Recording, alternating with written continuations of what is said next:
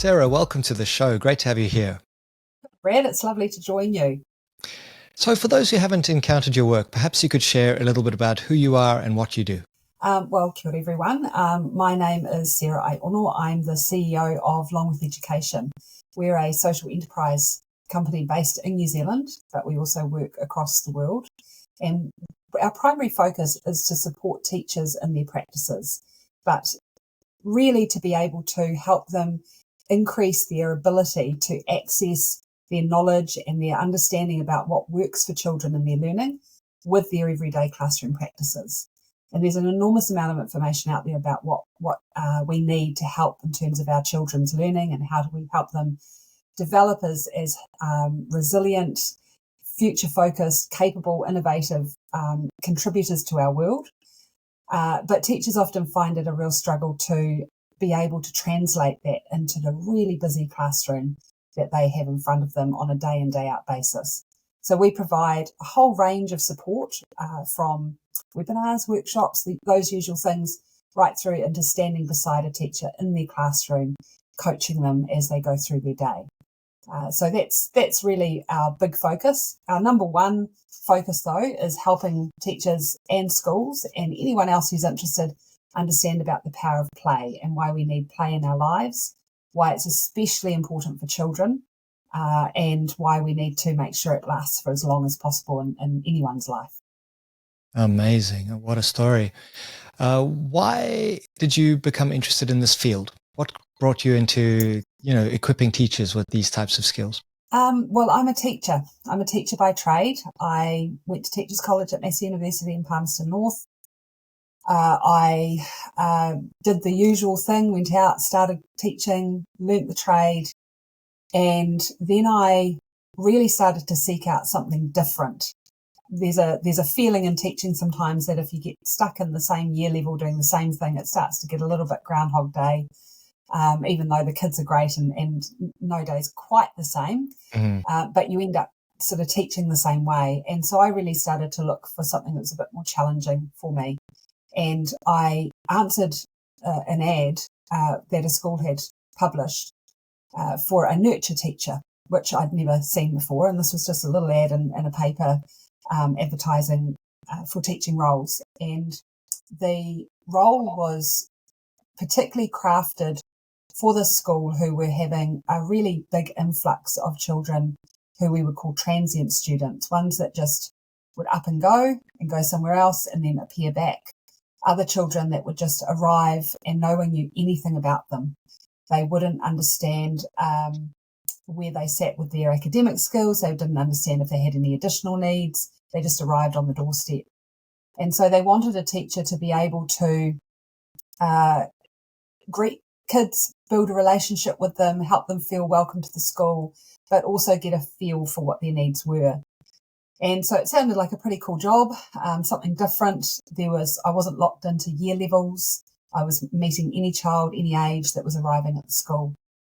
The challenge was, though, that this was a school in South Auckland. So we had, for those that don't know New Zealand, don't know Auckland, South Auckland is an area of low socioeconomic living. Lots of trouble with, as you can imagine, everything to do with a low socioeconomic area. And so these were children that were presenting with additional needs as well as your typical learning needs too.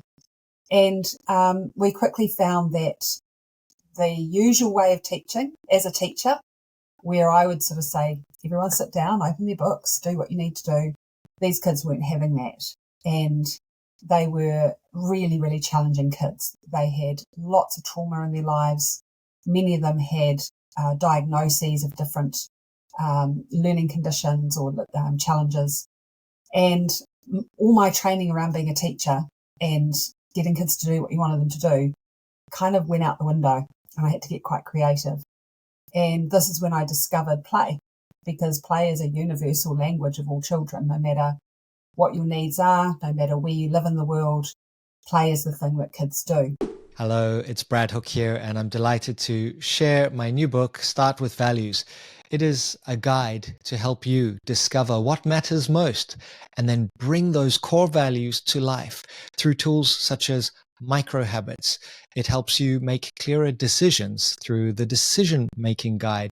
It helps you to activate your values in conversations, particularly those courageous conversations where you need to assert yourself.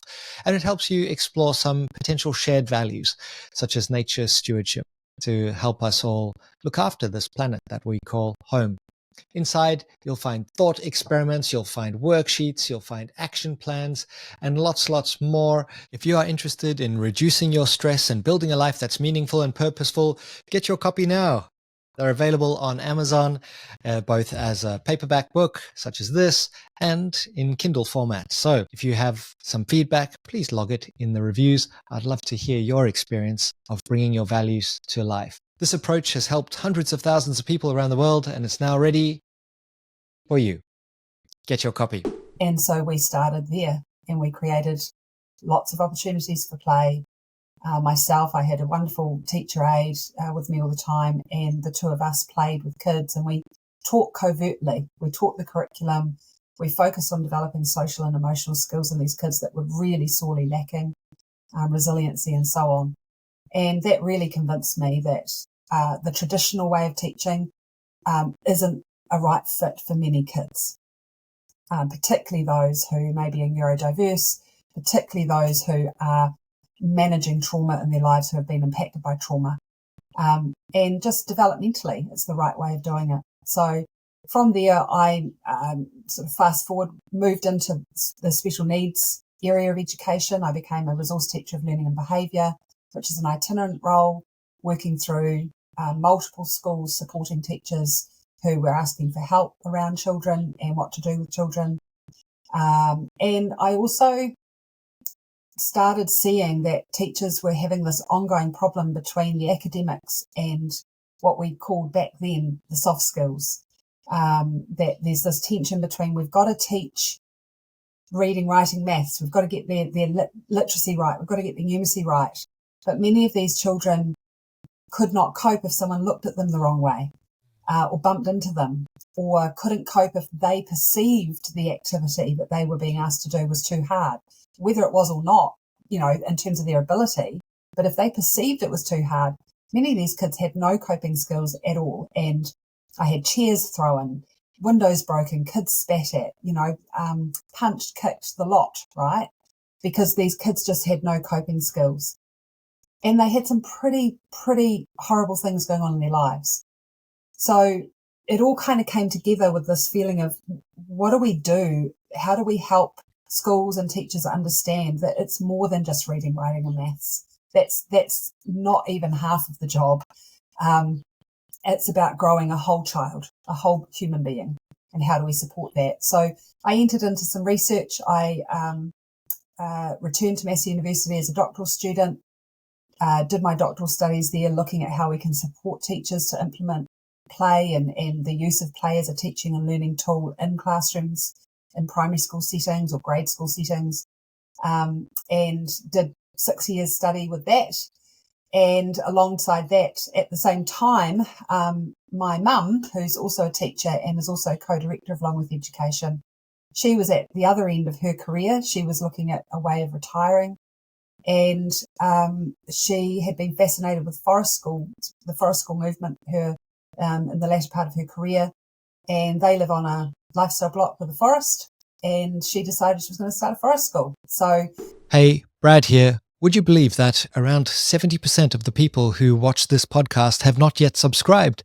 It would mean the world to us if you click that subscribe button on whichever platform you use, so that we can stay connected with you and you'll receive notifications when we add new episodes.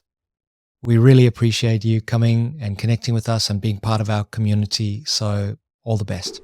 Between her and I kind of exploring and looking at all these different alternative ways of teaching, we had some pretty interesting conversations over the dinner table.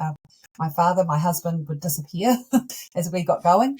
And so we created Longworth Education, and we decided, look, we need to share what we're learning, what we know, and how can we help teachers so that we can start to really challenge the traditional education system. It's not fit for purpose anymore. So how can we go about changing it? And that's where we got to today. Wow, what a journey.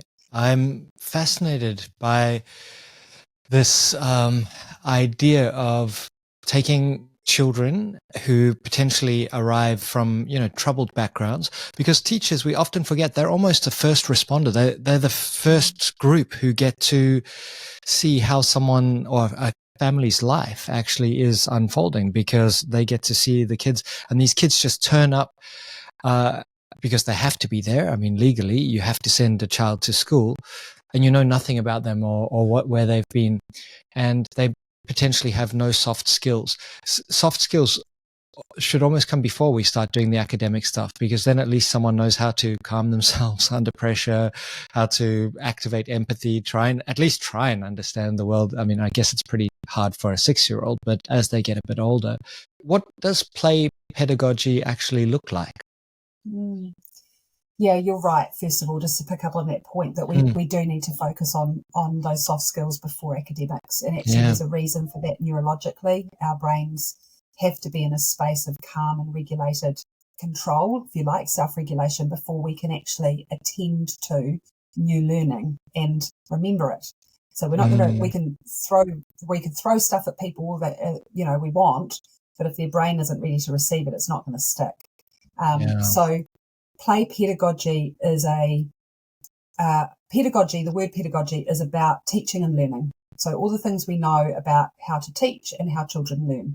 It's a big encompassing word. It's a word that I only ever hear in education circles. No one knows about it outside of education. It's a real jargon word. But pedagogy relates to what do we know about the methods of teaching and how children learn, and how can we apply that. So when it comes to play pedagogy, in layman's terms, a lot of people will talk about play-based learning or learning through play. We started out talking about it like that too. And then as we've learned more, I kind of divert away from those terms as much as possible, not because I don't think that they encompass what needs to be said, but I think they've actually been bastardized a lot. They've been used in ways that don't reflect the complexity of using play as a teaching and learning tool. There's a lot of misperception around how play is used, the role of the adult while children are playing, play in terms of whether it's free play or whether we have play activities. There's so much.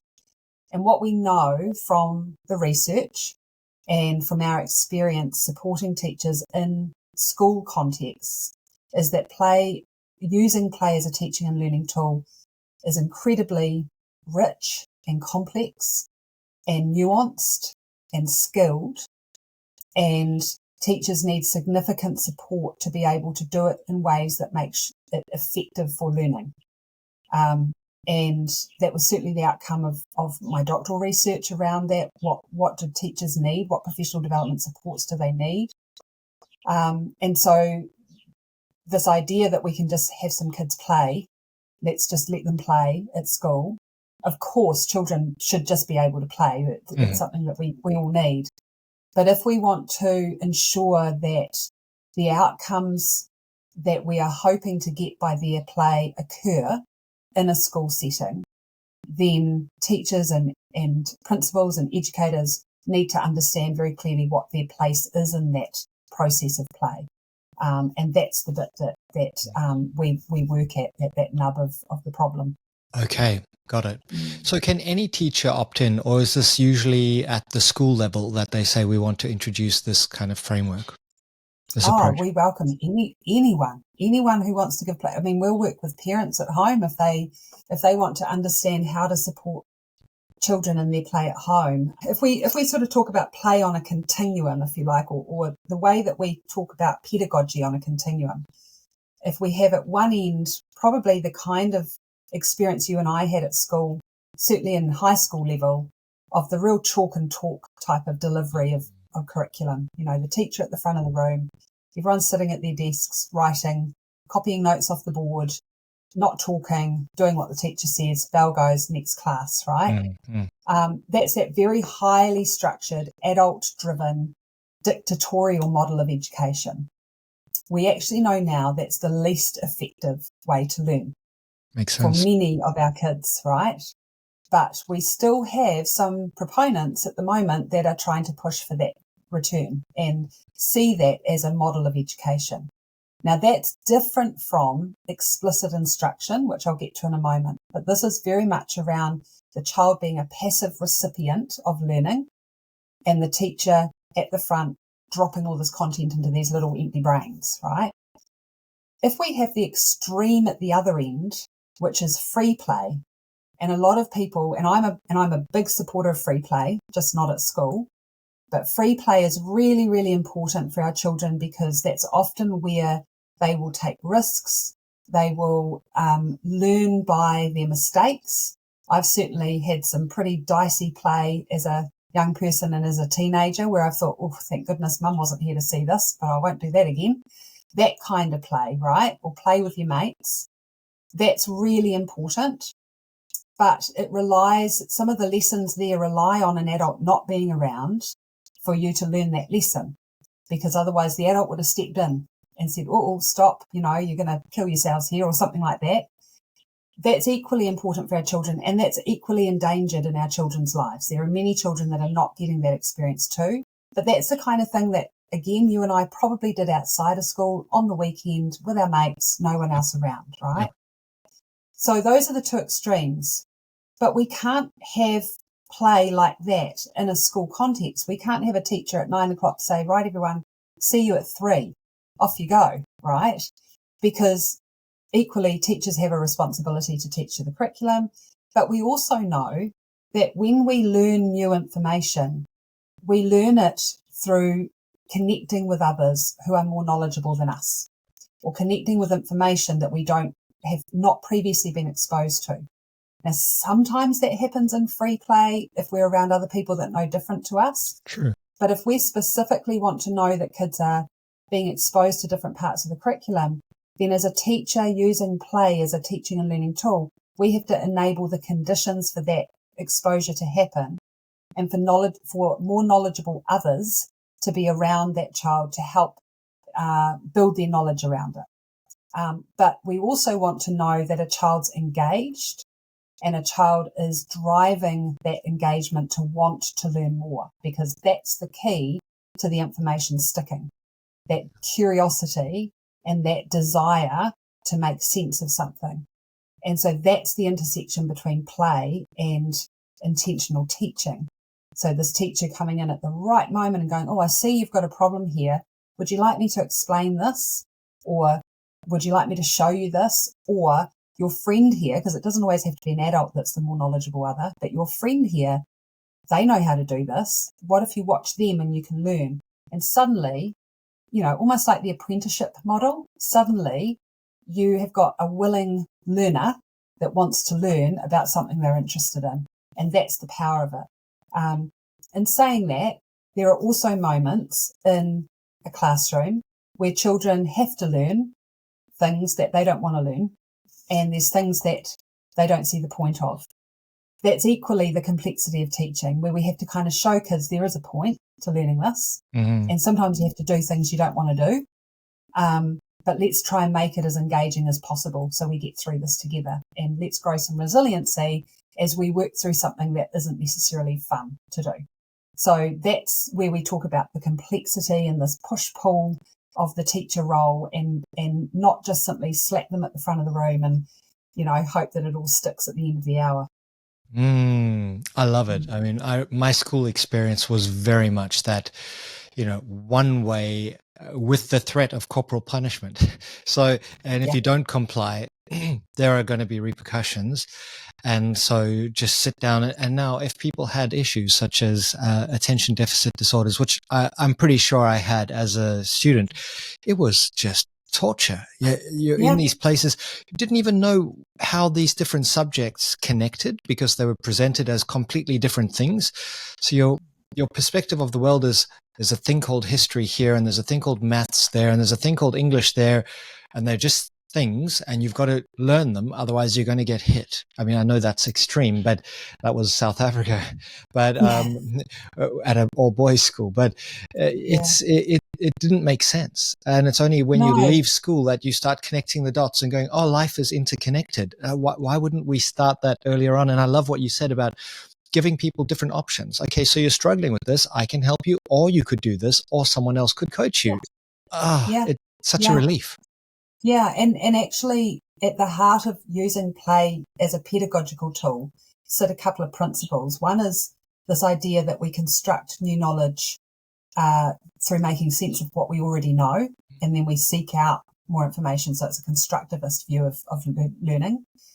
Social learning theory. So in other words, we learn as social beings. We can't sit at a desk, not talk, and hope that we're going to make sense of this if we don't make sense with other people about how they've interpreted it or what their perspective is. So we're a social being. And also too, that we have to be able to make sense of information through our world. So our culture, our cultural lens. And I'm not talking ethnic lens here. I'm talking every little bit of culture that we have, our family, how we live, how we eat, how we share our lives with others can be different from the person that lives right next door to us. Yeah. So how do we learn and understand culturally relevant and culturally perspective of each other? What are your thoughts on Australia banning social media for under 16s? I get it. As a parent, I worry too. But I also think this comes back to empowering youth. And, traditionally we have had this opinion that children are not capable of making their own decisions. And yes, to a degree they're not. They don't have all the information. We maybe have a few more years on them and perspective, but we take a blanket approach where we just say, you're just not capable. You're too young. You're not capable. You don't have an opinion, so we'll make it for you. But actually what we know is that children are a lot more intelligent than we give them credit for. And when they have all the information, most of the time, there's always an exception, but most of the time, kids will actually make the right call. Now, I know that there's issues around social media addiction. There's concerns around that, concerns around screen time. Absolutely. It's not to say don't ban it, but how can we work with kids rather than putting in a total ban? Because we know, I don't know about you, but when I'm told no as a teenager, exactly, that's like being dragged to a bull, right? It's like, okay, so how do I get around this? It's just the nature of being a teenager. Exactly. But if we empower them to have all the information, to understand and know, most of them make a pretty good decision. It's like binge drinking when you turn 18. I mean, that's not what the point of creating the alcohol age restriction was. Not to have schoolies week where people are just absolutely destroyed, lying on streets. And the temptation will be, if they don't get access to social media, they'll just go all out, gorge themselves. So what, now they're 17 and just spending 12 hours a day on it because it's a novelty. And that's the worst time for them to be doing it because they're studying for their end of school kind of phase. So a little bit, it's a little bit of exposure is probably not a bad thing. There's good aspects to it. You get to connect with people around the world. I mean, for me, it's amazing with being able to connect via podcasts and so forth, but also just with my family who are scattered around the world. So yeah, I'm with you. And I think, I was recently in Finland attending a summit there, and I sat in a Finnish primary school I was visiting, and these were grade 4 in Finland, so year 5 here in New Zealand, 9-year-olds. And the teacher was running a session on fake news and they were creating a fake newspaper. And so to me, I think it's actually more about saying to kids, look, there's some really important, wonderful aspects of social media. You look at the school strike movement and some of the advocacy stuff, youth advocacy and activism stuff that's going on. Some of the information that we're getting out of war-torn areas that we wouldn't have seen before social media, that's putting a spotlight on some atrocities that are happening so that the world understands. So there's that aspect to it. And you can talk to kids about that. You can say these are the important uses of social media. What are the less important uses? How can it be weaponized? How can it be used in a way that fries your brain if you're on it for too long or whatever the message is. But let's give them all the information and guide them and walk beside them rather than this kind of draconian ban Yeah. which just makes it more tempting. Yeah, and kids understand how to use VPNs and things Oh, to yeah. bypass whatever wall they put around it in Australia. Just go and create an account using a VPN in the States. Oh, yeah. Yeah. It's And I have to say, actually, everyone's really bad at social media because teachers are no different. I have delivered teacher workshops where we've asked politely for phones and things to be put away. And at the front of the room, I can still see teachers checking phones under their desks, thinking they can't be seen. So, yeah, so we still do it. So yeah, it's true. it's got to be a different conversation. I just don't think that's the right way to go about it. Mhm. Yes, there's some concerning aspects to social media and impact on brain and our youth and addiction. Absolutely. But let's have a richer conversation about it. Do you think that play can benefit adults? And if so, any ideas how we might introduce play within a professional setting, for example?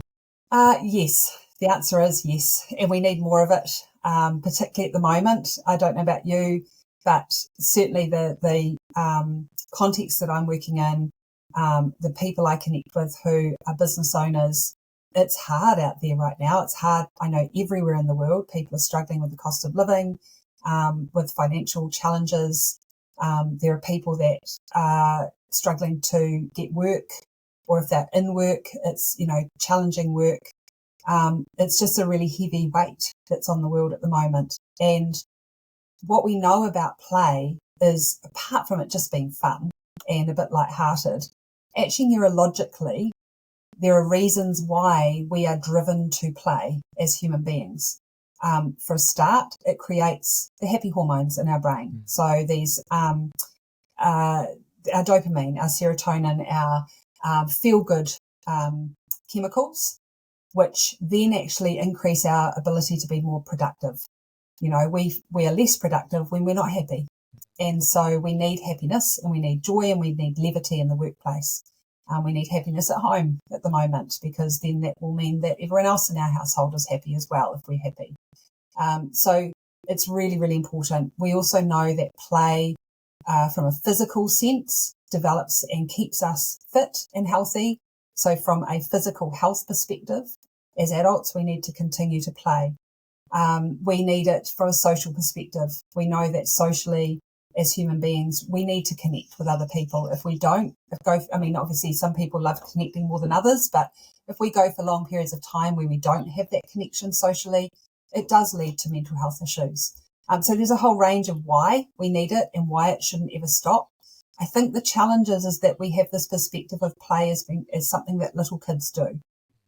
We even see this in the school context where we don't see a lot of play even at high school.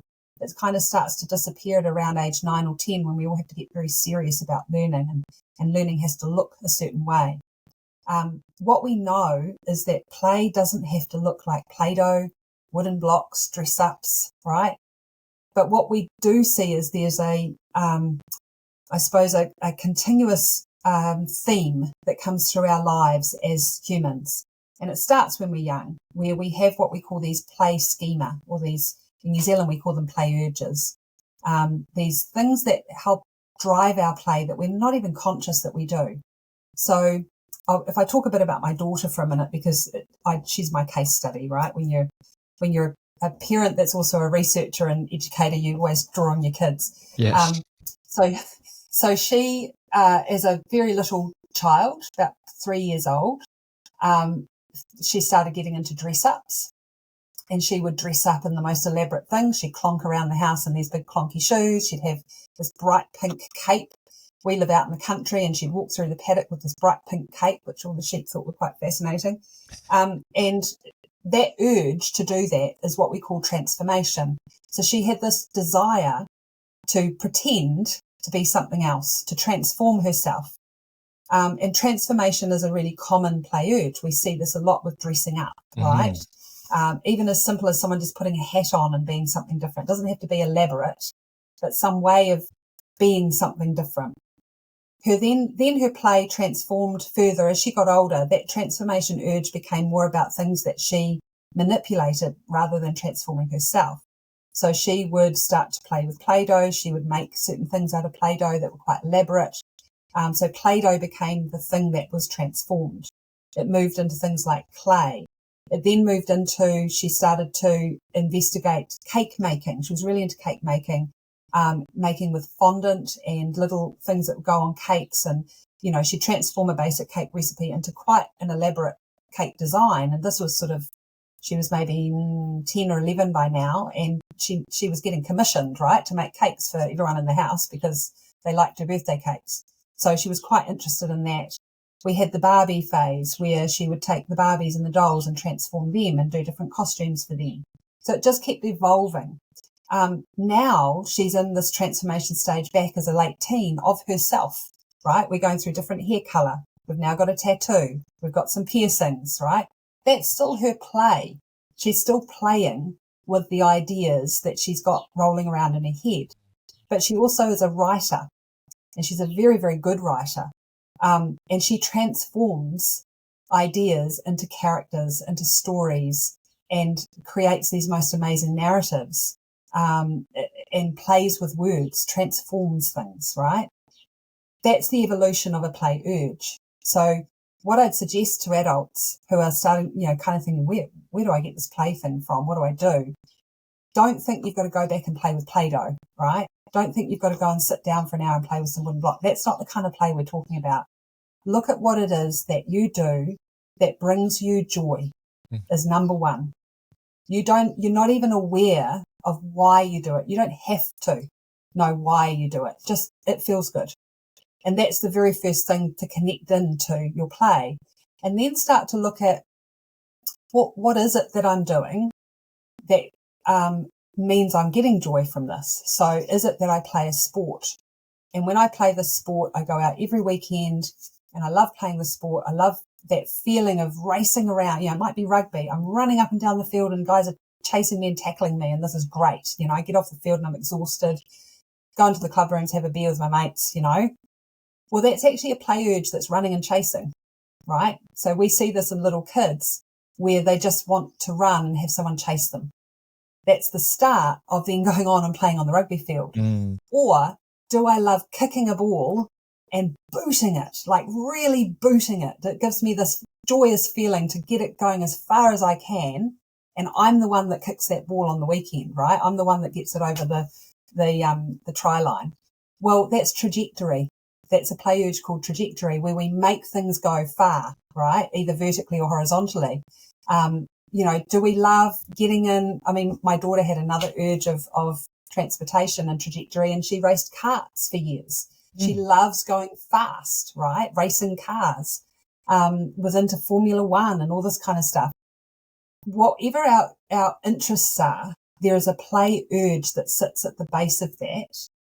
And if we are interested in one, I mean, I'm more than happy to share with anyone what these different urges are and analyze them, but it will be there. And then often you can start to track back into your childhood and look at how did that evolve over time. And that's what the play is that your brain is saying it loves and it needs. And it gives you joy, grows your physical development, helps you connect with other people, makes you feel good. And that's play no matter the age. We can all find something and just reintroduce it into our lives. It doesn't have to be, 2 hours a day. It can be 5 minutes a day, playing the guitar, something that you actually enjoy. Just do a little bit of that, and your whole experience of life starts to, well, I know when I play guitar, I pick it up. It's not a regular thing, but I pick it up every now and then, especially more now that my daughter's playing the piano. And you get into that flow state, and you're just, time stops. You're just completely immersed in something, and it feels so good. I never regret picking up the guitar and playing it for half an hour, but I do regret scrolling emails at 11 p.m. because that's not that's not play. No, and I think a couple of things there. You mentioned the flow state. Yeah. When we can get into that flow state, as you'll know, the benefits of being in a flow state, doing something you love, is not a waste of time. I think we're in such a busy time where we think we've got to be productive. I'm wasting time playing on the guitar here. I'm wasting time sitting and doing a jigsaw puzzle.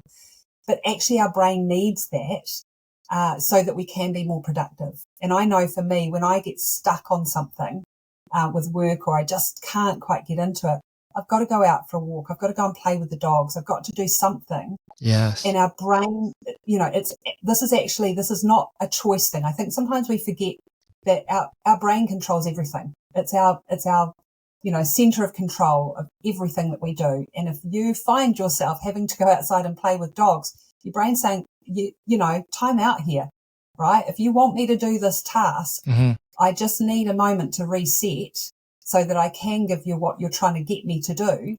But that means you've got to go and play with the dogs for half an hour. Yeah.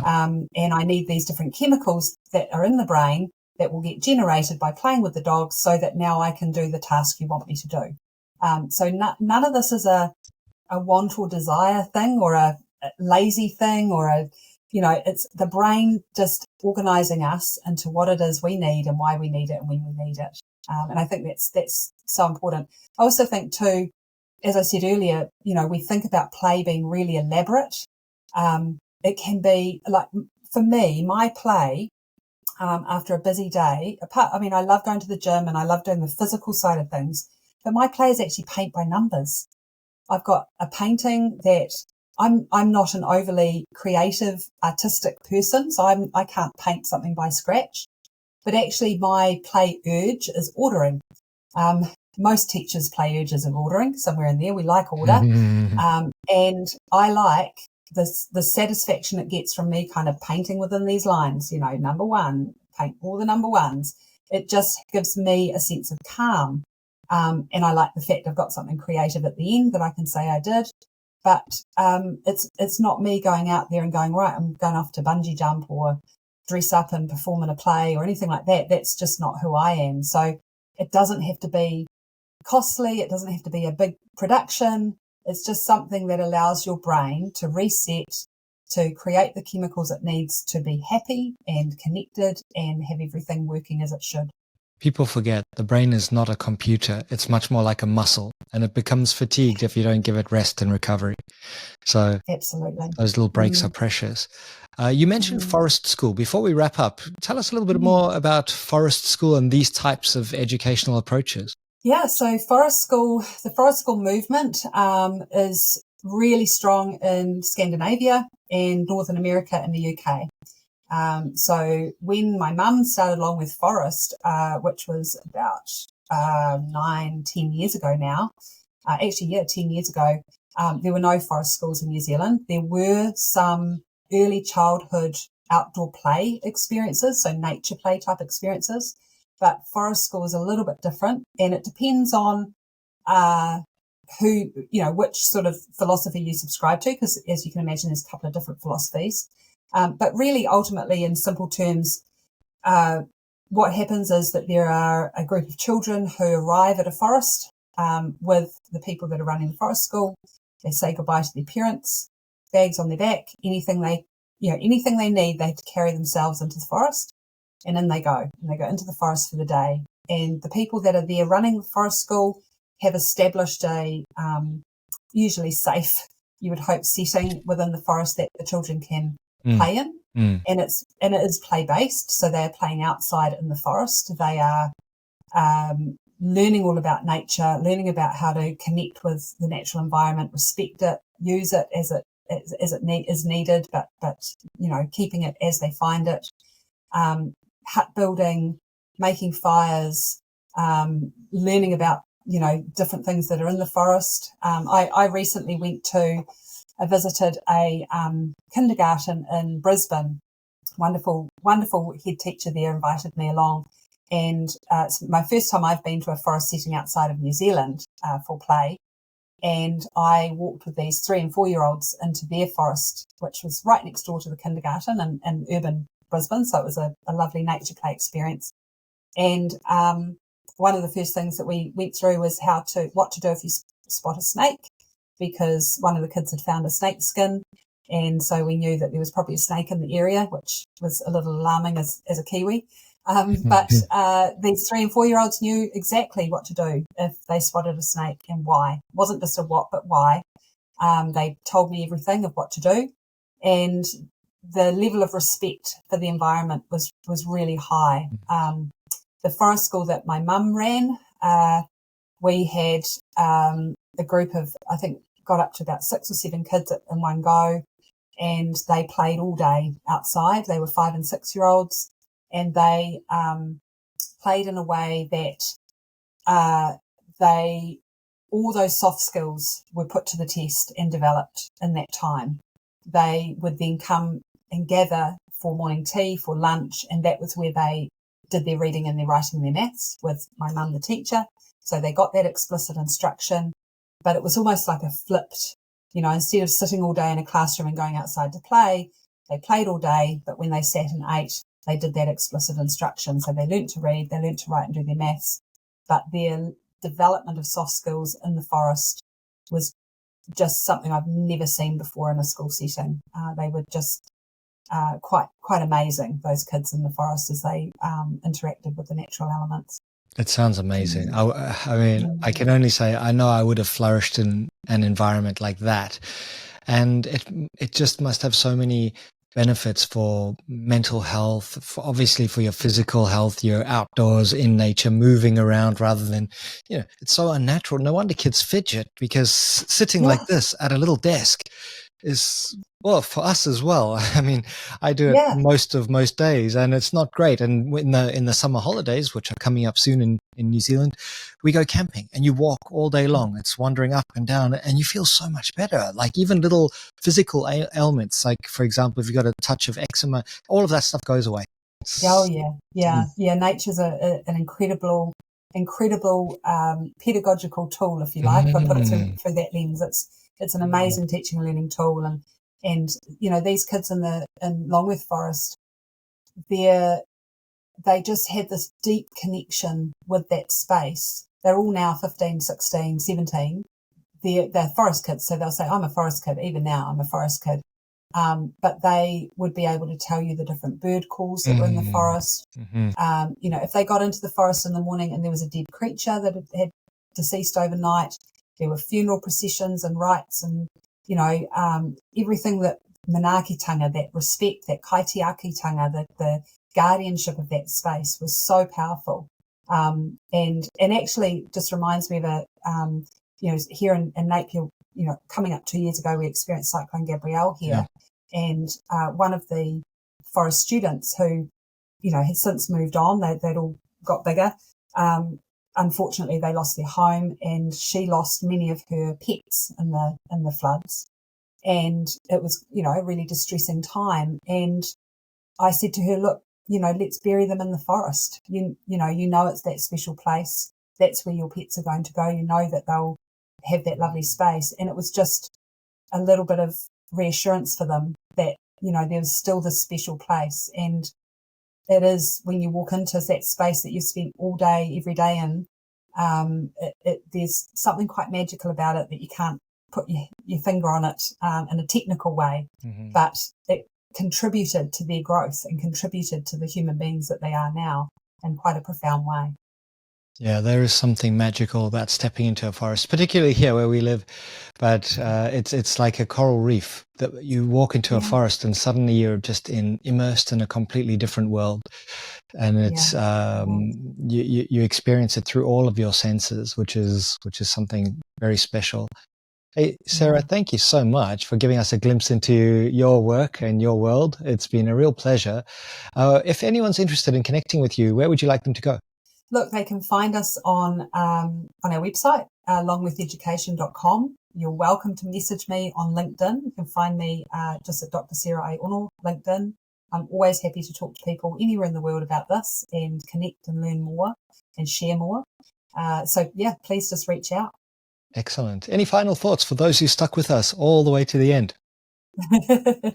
Look, just play. Please just play more. Please make sure your children play more.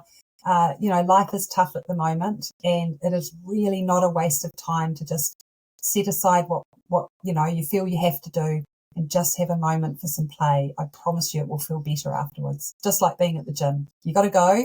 When you've gone, you feel a lot better. So true. Sarah, thank you so much. And thank you all for joining this episode. We'll see you next time.